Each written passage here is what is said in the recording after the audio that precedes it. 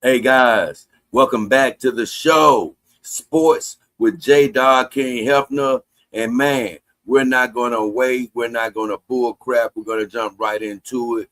God bless you. Thank you for tuning in. I really appreciate you. Today's topic is the Memphis Grizzlies Summer League. This is part three of the series. And believe me, I didn't know whether it would end at part three because I've been doing a little coverage over the summer league. If you've seen the other two parts, and I didn't know how many more of these I was going to get in.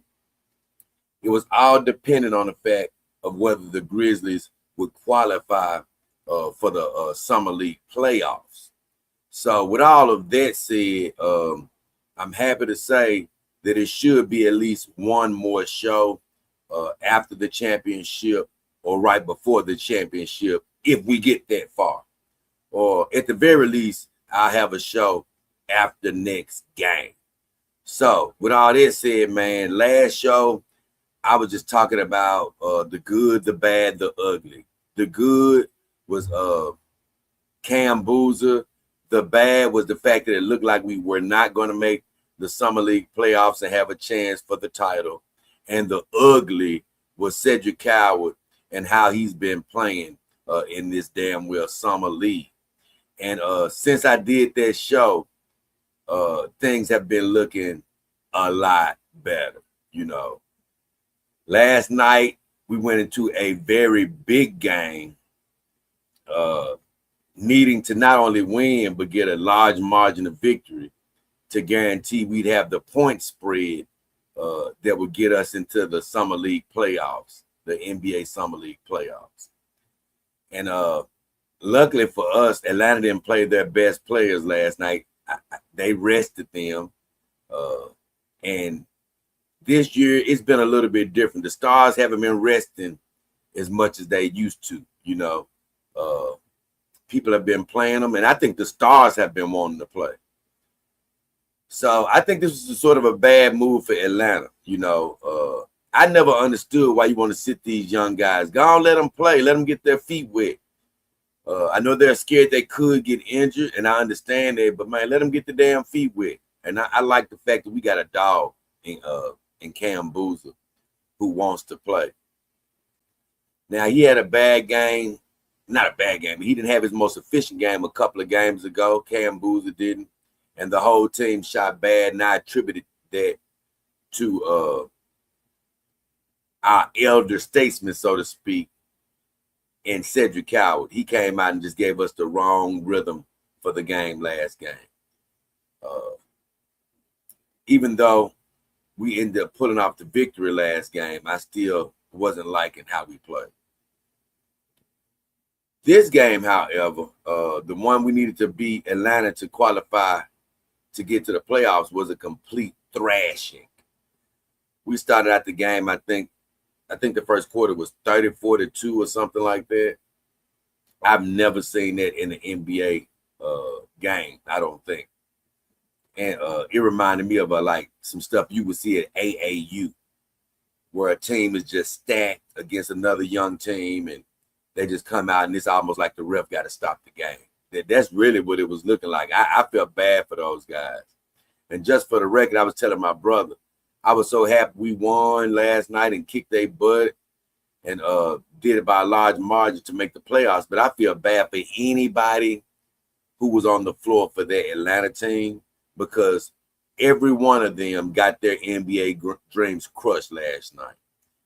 Any GM that sees anybody that was on that floor playing against us last night, they will not be going forward with their NBA journey this year. Maybe next year, but not this year.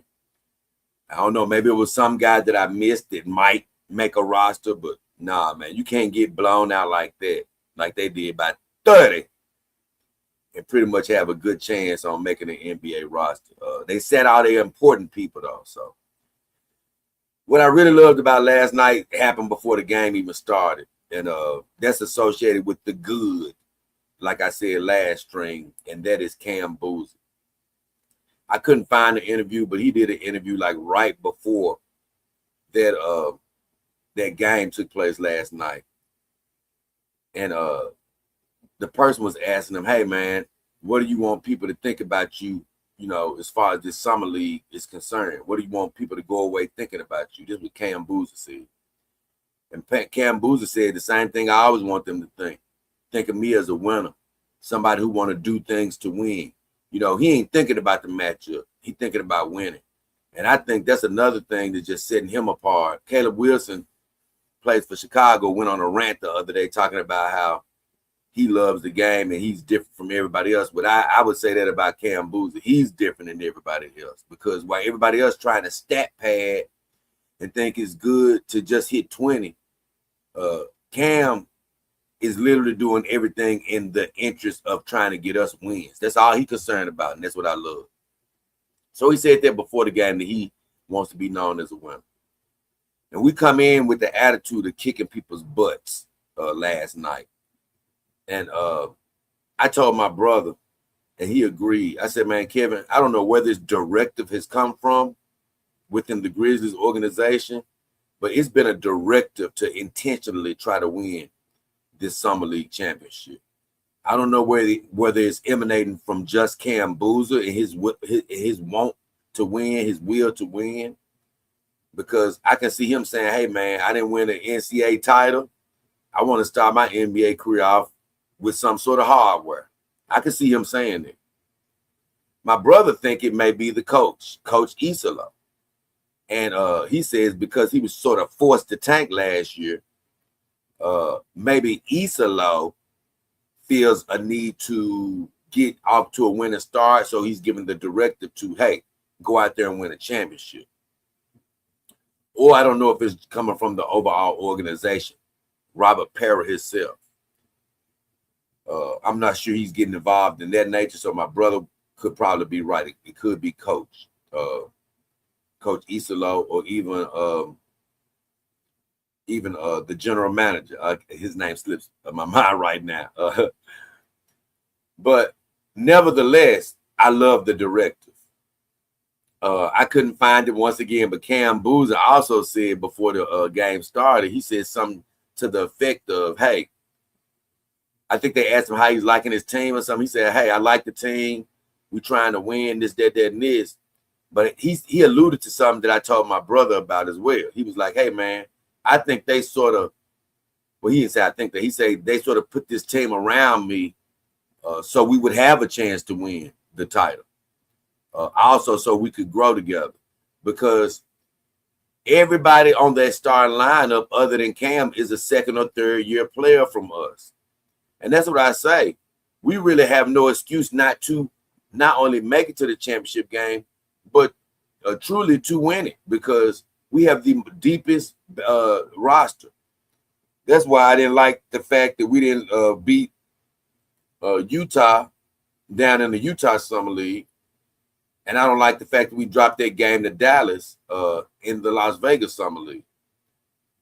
I hate to say it, but our team is a little bit like people were saying about New York. They were saying New York Knicks had to get to the finals at least because there were so many injuries and things of that nature and uncertainty in the Eastern Conference of the NBA. So they was like, hey, the very least they got to get to the championship.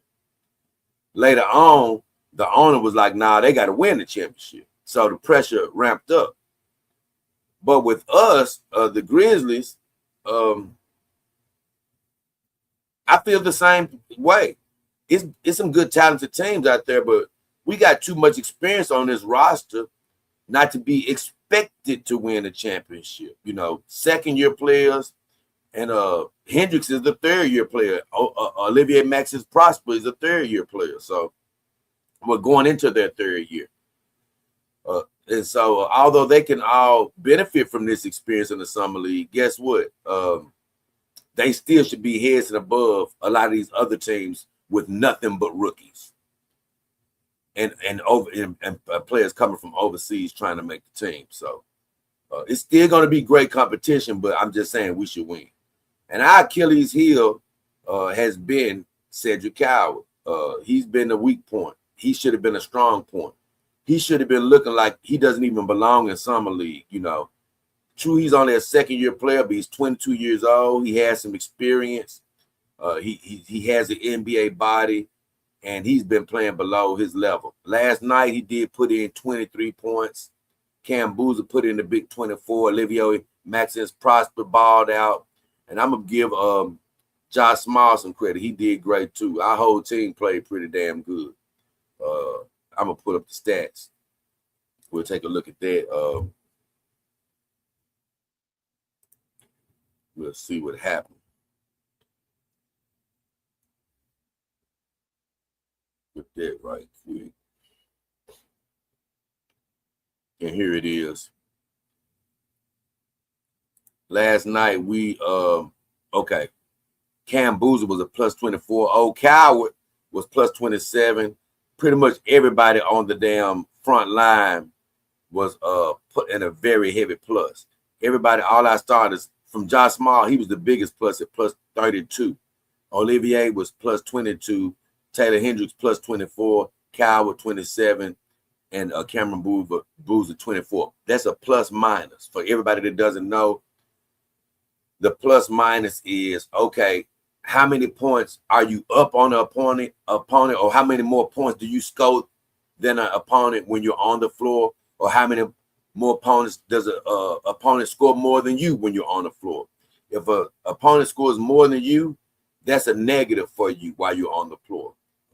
If your team scores more than the opponent, that's a positive that goes towards your positive. So for people that don't know, the whole team was damn near plus 25 on average. And that's how much we won by. We won by 32 pretty much. So that's about right. And the starters did the bulk of their work. I will give notable mentions to Lovering. He came in, it was plus 14. And Kareem Lopez finally made an appearance in the summer league. And he was plus 12. But just diving into the numbers, Coward, he's hit a big number before, but this is the first time I think he's been efficient. He went 7-12 last night, which is what I like to see. He went 2 of 4 from 3-pointers instead of 2 of 9 and 3 of 9. Hey, tone it down. Go on the inside. Like I said, he went 3 of 3.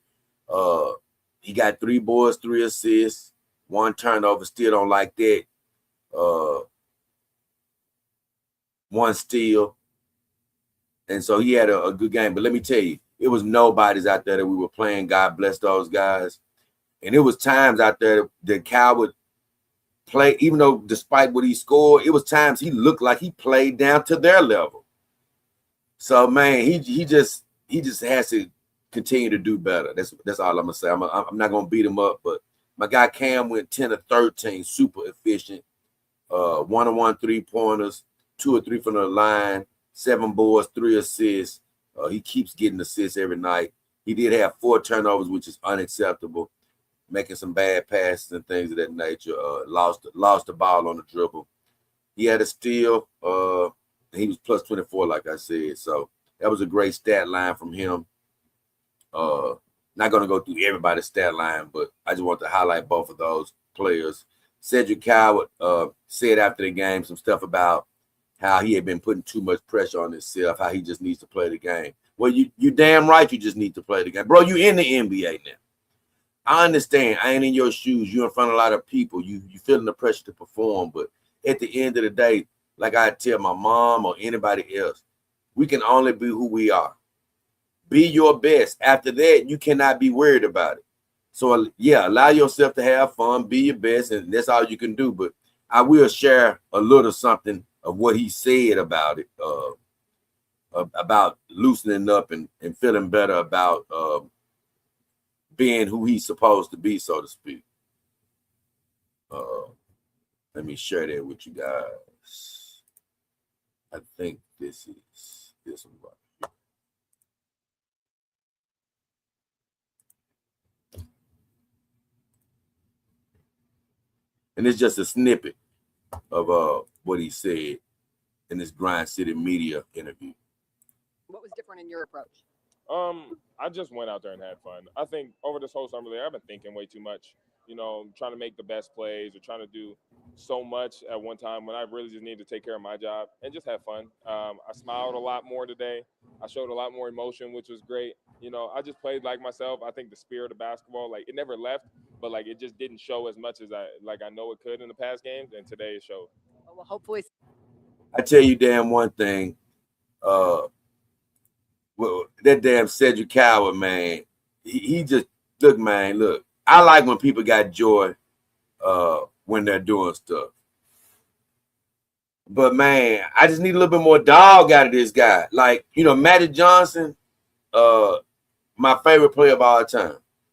He smiled, when he played, when he was dishing balls and making highlight plays. Oh yeah, he did smile. But man, he was serious as a dog a lot of the other game during the rest of those games when it required him to be. He wasn't all laughing and joking. So Cedric is right. Let yourself have fun. You got to experience fun during the game, but you also got to have yourself ramped up and have a certain amount of intensity when you play in the game too. You know what I'm saying? You got to be ready to go in and get doggish about things. You know what I'm saying? Ain't nothing wrong with trying to excel and wanting to focus in on doing things right. It's just don't try to live up to others' expectations. And you can solve that by trying to live up or making your expectations higher than what others have of you. And then you won't be thinking about what the hell they thinking about you because you demand so much out of yourself. But I did have another snippet from my guy Cam Boozer that I want to share with you guys. I'm going to share that with you right quick.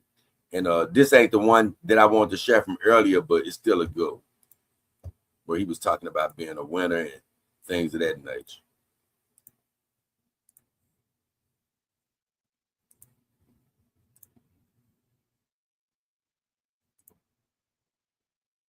Las Vegas. Just what does it say about this group to remain bought in and now have an opportunity? Yeah, I mean, we're hungry. We got a lot of young guys on this team, guys who just want to compete. And, I feel like when you play games, you're playing to win, and that's what we're trying to do. And I think this game gives a great chance to make that playoff. So hopefully we have the chance to compete for a championship and go win it. And then for you, 24 points tonight, your Las Vegas high this summer. Like, what was working for your offensive game? I mean, just taking what the defense gives me. I think for us, we got a lot of great looks, and it was a great ball-moving game in general. So just take what defense gives me. Sometimes they were helping, sometimes they were, and I'll just be aggressive in moments in my spots. So I think that's the main thing. Thanks so much, Cam. Good luck the rest of the way. Yep, thank you. Man, you got to love Cam. Like he say, man, this a top 3 pick. This dude could be like, hey, get me out of here. I'm trying to rest, man. This dude thinking about winning. You know why? Like I say, that's his staple. A lot of players want to bring signature moves and how high they can jump and the skill set that they got and look at me, look at me, look at me. They want to bring those to a new organization. Cam wants to bring an attitude of winning. And like I say, whether it's a directive from the organization or not, I know he wants to start off saying, hey, look, guys, let's win something. And that's what I'm praying that they can do it, man. I told my brother, I don't care if it's a bunch of nobodies out there. It's still going to be hard to win the championship, even in summer league, because we don't have the perfect chemistry. We still don't play well together at certain times just because they're so new with each other. Some teams get it really quick, but we have it at times and then we lose it. Last night, we were focused. We were up so big, we started losing focus. So I love to hear Cam say, man, look, it's about winning. I'm trying to win, trying to get better. And like he said, man, he taking what the defense gives him. He ain't trying to force stuff.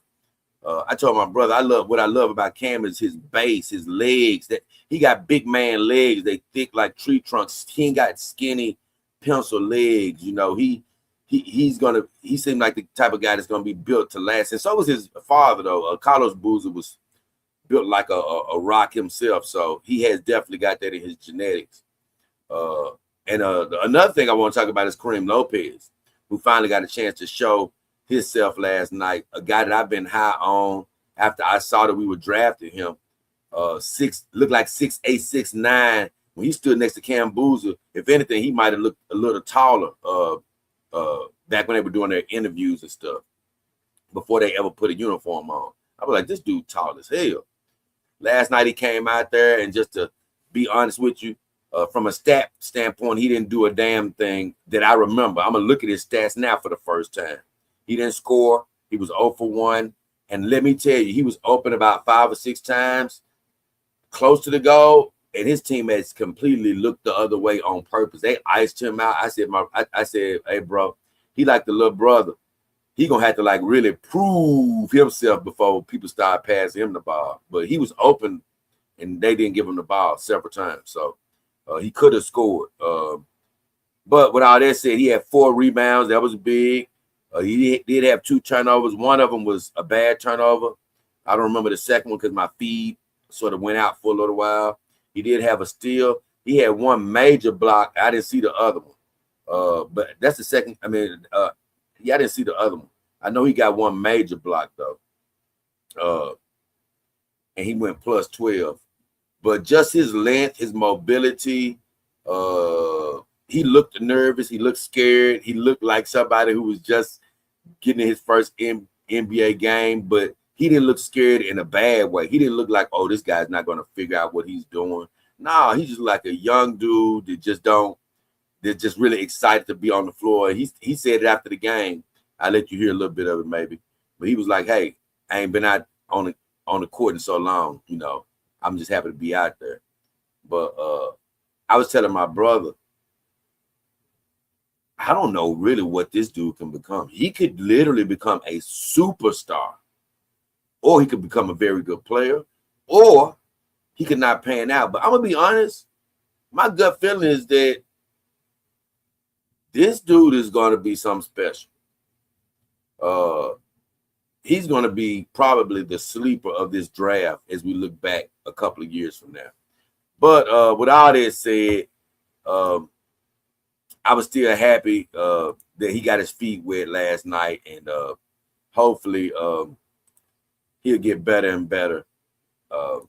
He says he plans on being better next game. So the last thing I'm going to show you is the block. Let's celebrate what he did. I was able to find that. So let's celebrate that. And we'll let you guys, I tell you what I'm expecting for the playoffs, and we'll get out of here. So this is the block. This is the block. Kareem Lopez. And it was impressive. Or JaVale. I used to love that action. Now you got Boy, that boy sent that thing. I ain't gonna lie. Hey, look, a lot of people would have not contested that. They would have been like, I ain't trying to get dunked on this 2-on-1. I mean, 2-on-1. I just run out of bounds. Let's look at it one more time. or JaVale. He was like, nah, I'm staying in this play. Now you got he basically was like, man, you must thought he was like, man, you must thought I was short. Nuh-uh. 6'9", bro. You know what I'm saying? That show a lot of heart, man. Young kid. Boozer aimed by 18. And the biggest surprise is, man, I was listening to the game last night. They said that when Isolo was coaching in the NBDL, where he came from, I didn't realize that he coached Kareem Lopez. So that's another reason we dropped down to get him, is because Isolo wanted that guy bad. So he saw some stuff we didn't see. So with all that said, we did qualify for the playoffs. I'm happy. In second place. Let me see if they even had a game scheduled of who we're going to play.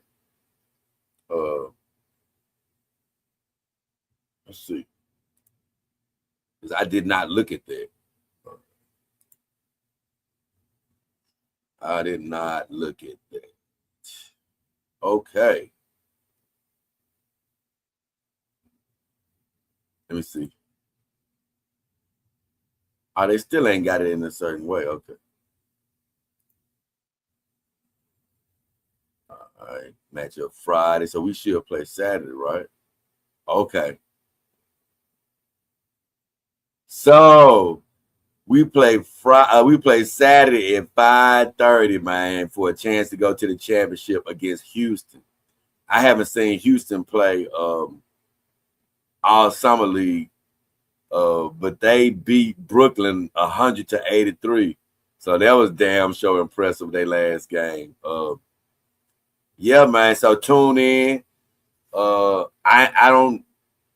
I'm honestly gonna say that we should win. I don't know whether we will, but we should, because just of our the lineup we're putting out there. You know, We got Boozer, we got Coward, we got Olivier Maxence Prosper. We got a decent center play.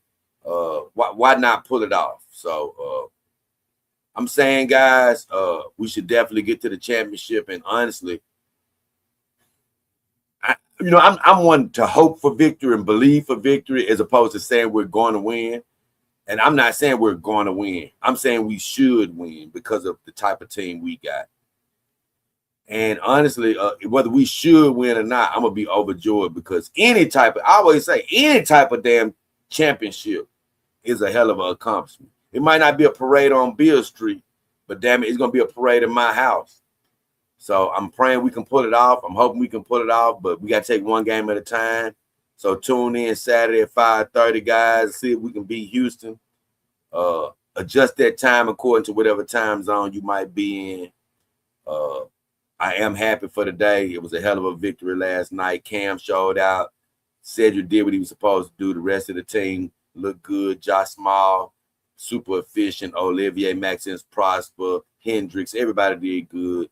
I don't want to go too crazy. It's a damn summer league game. Once again, we should be beating these guys. So, with all that said, I'm out of here. Looking forward to the next game. I check in with you either right before the championship game or right after the championship game with my thoughts. But until then, God bless. Not I, but me and the ladies are out of here.